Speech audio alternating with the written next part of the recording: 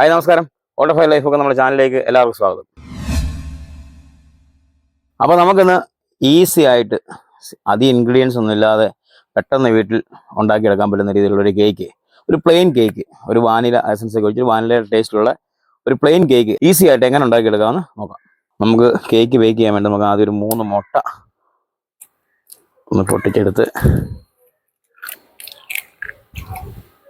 നമുക്കിത് നമുക്ക് നല്ലപോലെ ഒന്ന് അടിച്ചെടുക്കാം. നമ്മുടെ 3 മുട്ട നല്ലപോലെ അടിച്ചെടുത്തിട്ടുണ്ട്. നമുക്കിനി ഇതിലേക്ക് പഞ്ചസാര പൊടിച്ചതോടെ ചേർത്ത് കൊടുക്കാം. നമ്മൾ 3/4 കപ്പ് പഞ്ചസാരയാണ് എടുക്കുന്നത്.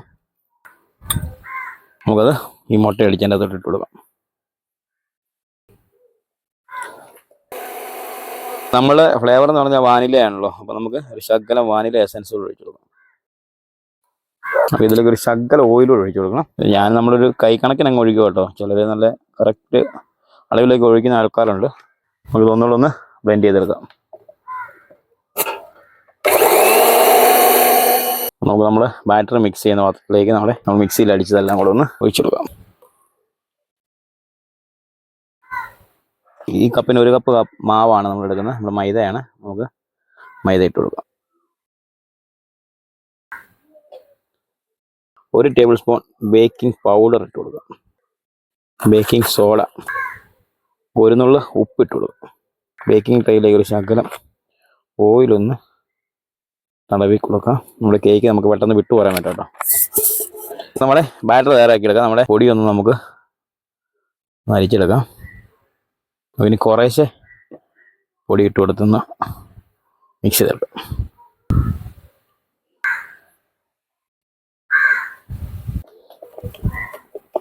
ബട്ടർ പേപ്പർ ഇട്ട് കൊടുക്കും.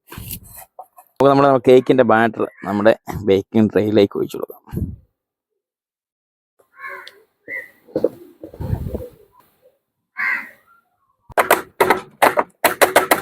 നമ്മളൊരു 10 മിനിറ്റോളം പ്രീ ഹീറ്റ് ചെയ്യാൻ വെച്ച നമ്മുടെ പാത്രത്തിലേക്ക് നമുക്ക് നമ്മുടെ ബാറ്റർ എടുത്ത് വെക്കാം.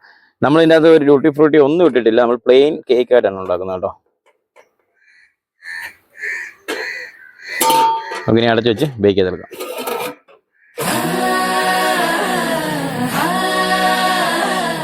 അപ്പോൾ അങ്ങനെ നമ്മുടെ പ്ലെയിൻ വാനില കേക്ക് നമ്മൾ ബേക്ക് ചെയ്യാൻ വെച്ചിട്ടൊരു 35-40 മിനിറ്റോളം അടുത്തായി. നമുക്ക് അതിൻ്റെ വേവും പരുവും ഒക്കെ നോക്കാം.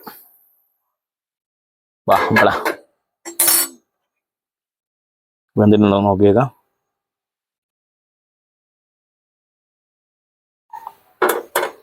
വെന്തു അടിപൊളിയായിട്ട് വന്നിട്ടുണ്ട്. നമുക്ക് അന്നേരം അതിങ്ങ് എടുക്കാം.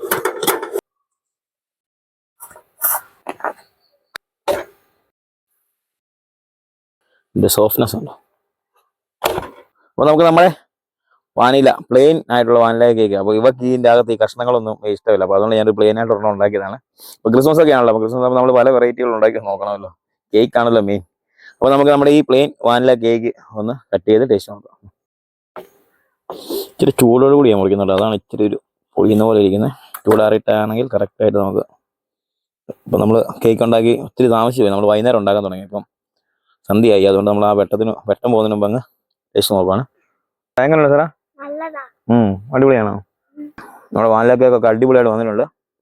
അപ്പോൾ എല്ലാവരും ഈസി ആയിട്ട് സിമ്പിൾ റെസിപ്പി ആണല്ലോ. അപ്പം എല്ലാവരും ഒന്ന് ട്രൈ ചെയ്ത് നോക്കുക. ട്രൈ ചെയ്ത് നോക്കിയിട്ട് അഭിപ്രായങ്ങൾ ഞങ്ങളെ അറിയിക്കുക. ഞങ്ങളുടെ വീഡിയോസ് ഇഷ്ടപ്പെട്ട ഞങ്ങളുടെ ചാനൽ സബ്സ്ക്രൈബ് ചെയ്യുക, ലൈക്ക് ചെയ്യുക, ഷെയർ ചെയ്യുക. താങ്ക്